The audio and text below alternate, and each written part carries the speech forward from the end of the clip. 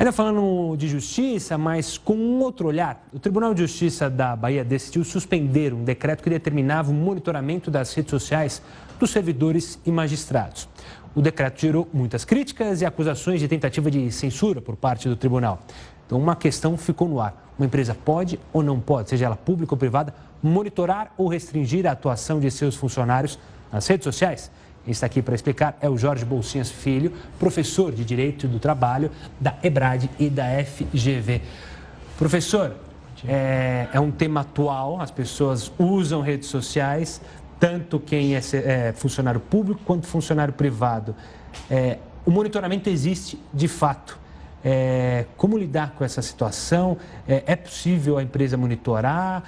O funcionário tem que estar atento a isso?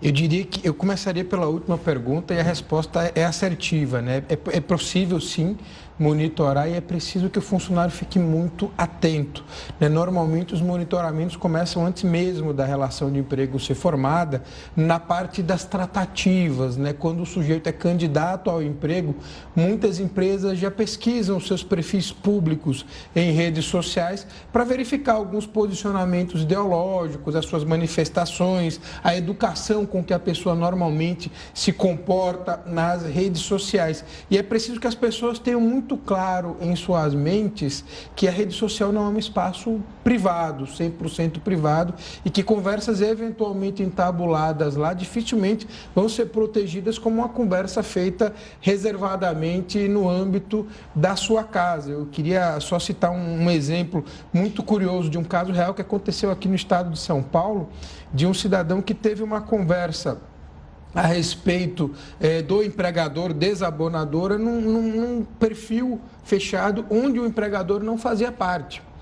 E um colega que talvez não fosse tão amigo assim, copiou a mensagem, né, printou, usando o jargão do momento, a mensagem e enviou para o empregador, que lhe aplicou uma justa causa. Quando ele tentou reverter a justa causa na justiça para receber as verbas rescisórias, o juiz entendeu que não houve invasão de privacidade.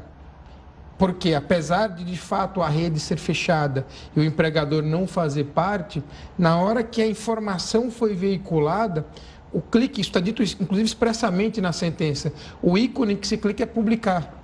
Então, você está dando publicidade àquela informação, ela deixa de ser privada. Por isso, a minha insistência em dizer que é preciso ter muito cuidado com tudo aquilo que se veicula em redes sociais. Ou seja, para a justiça, o entendimento também já é esse.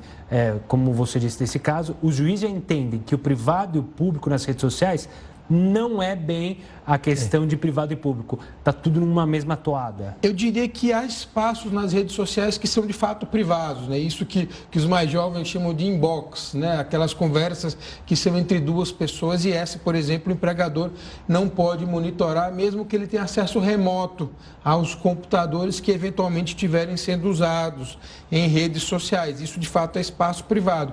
Mas há muita informação, os posts de fotos e aquelas informações que normalmente nas redes sociais são publicadas para todos os seguidores e todos os que fazem parte ali daquela rede de conexões, essas informações são públicas e essas informações podem ser monitoradas. Agora, daí a você restringir, dirigir, tentar e direcionar a pessoa dizendo o que ela vai fazer, o que ela deve ou não publicar, aí eu já acho que vai muito no sentido de invadir a liberdade da pessoa de se comportar como quiser.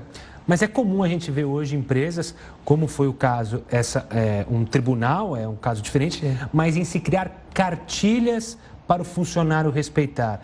Isso é válido, uma cartilha de posicionamento para não entrar em atritos? Isso é muito comum? Como que é entendido isso no mundo? É comum e algumas situações de pessoas politicamente expostas, acho que me parece ser o caso, inclusive, dos juízes, que geraram o questionamento e a reflexão.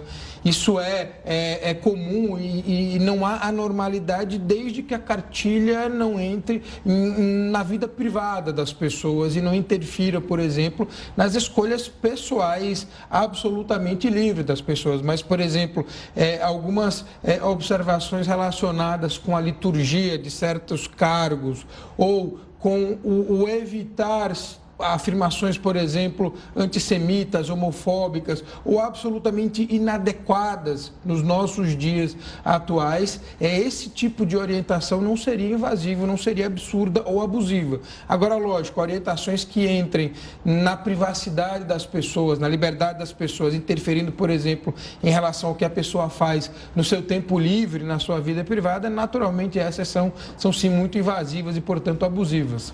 Outra questão que também surge muito, e até houve investigação até nos Estados Unidos envolvendo uma ex-candidata à presidência da República, é sobre e-mail profissional com uso pessoal. Isso acontece muito, as pessoas devem evitar mandar qualquer tipo de e-mail pessoal usando a conta profissional? Sem sombra de dúvidas, até porque os tribunais, de um modo geral, eles admitem o monitoramento dos e-mails corporativos, né, dos e-mails profissionais, quando avisado previamente que haverá esse monitoramento. Os e-mails privados, jamais.